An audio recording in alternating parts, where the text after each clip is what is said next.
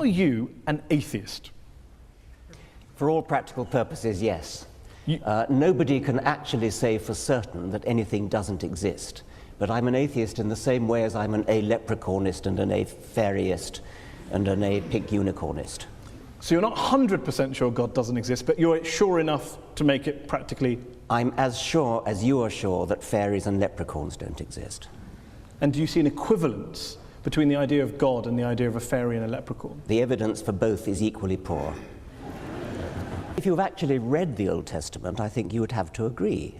It's hideous. It's an the God of the Old Testament who is a monster. The sheer horror of the character, I said he was the most unpleasant character in all fiction, because I regard it as fiction, of course.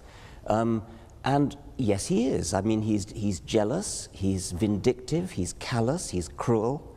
And yet this is a God that is worshipped by, loved by, adored by, followed by millions, billions of people. I hope not. I hope that the God that is adored by millions of people is a grown-up kind of God who is no longer... I hope that most people who... the kind of people I would like to know who worship and admire him regard those stories as not literally true. Now, there are some who do regard them as literally true, and I suspect they either haven't read the Old Testament or they're not the kind of people I would wish to know. The promise of a martyr's heaven, which is... you cannot deny that this is part of Islamic doctrine. Martyrs go straight to paradise. Yes, don't they? But not terrorists, not murderers, not criminals. Well, they believe that because they're told it by their imams. But then what about the majority of the world's Muslim clerics and ulama who came out and condemned 9/11 straight Well, I'm afterwards? delighted they did, but they were pretty quiet about it. If you actually believe Muhammad flew to heaven on a winged horse, that's an anti-scientific belief. And that could be wrong. But it bloody well is wrong. But that doesn't change... that doesn't change... how do you know it's wrong? Oh, come on. You're a man of the 21st century. No, I'm just asking. It comes back to my original question. The rational position is the agnostic. The rational position is the agnostic position. Why up there? What, I mean, the rational position. I didn't say up there. I didn't pick a place. Okay, you well, picked a place. why would a winged horse be the way to get to heaven if it's not up there? I asked a question about. You asked about proof. I'm all for saying I can't prove it, but can you prove he didn't do it? I mean, this is the end-all debate. Didn't fly to heaven on a winged horse? I'm just asking on your criteria. I'm just asking on No, your I criteria. can't prove it, and I can't prove it wasn't a golden unicorn. But I'm fascinated that you're rather talk about what animals the Prophet may or may not have used 1400 years ago, rather than talk about what Muslims or Islam is doing in the world today, good or bad. Well, that seems to be the distraction. If anyone's distracted, it seems to be you. Well, that's your view. I'm fascinated by how somebody, a respected, sophisticated journalist in the 21st century, can believe that a prophet flew to heaven on a winged horse. John Lennox is a scientist who believes that Jesus turned water into wine.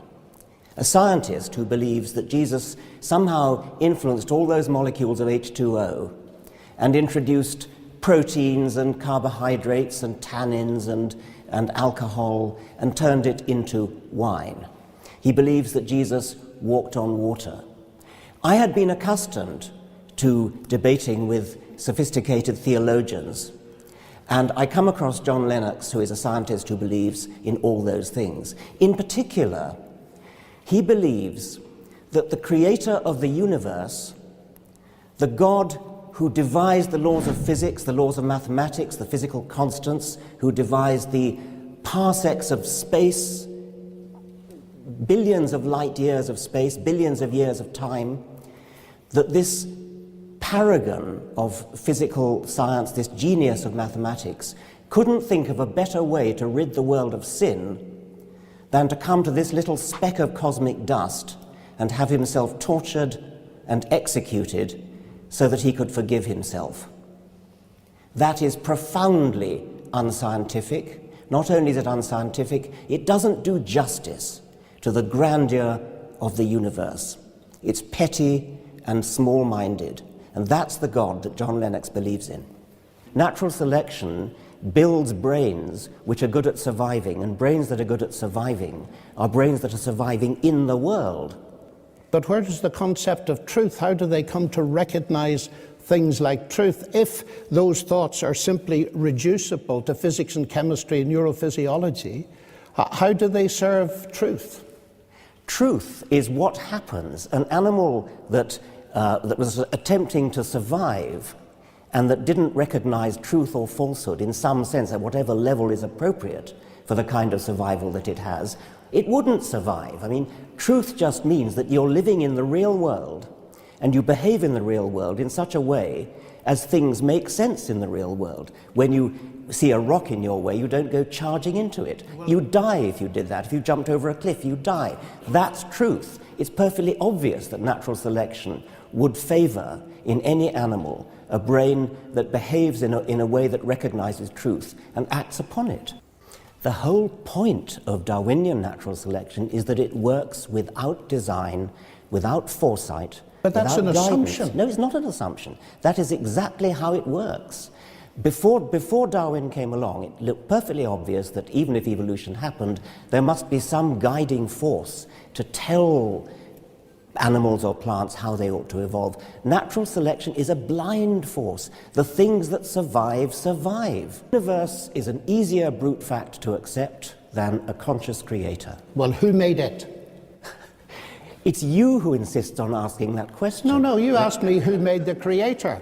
The universe created you, Richard. Who made it then?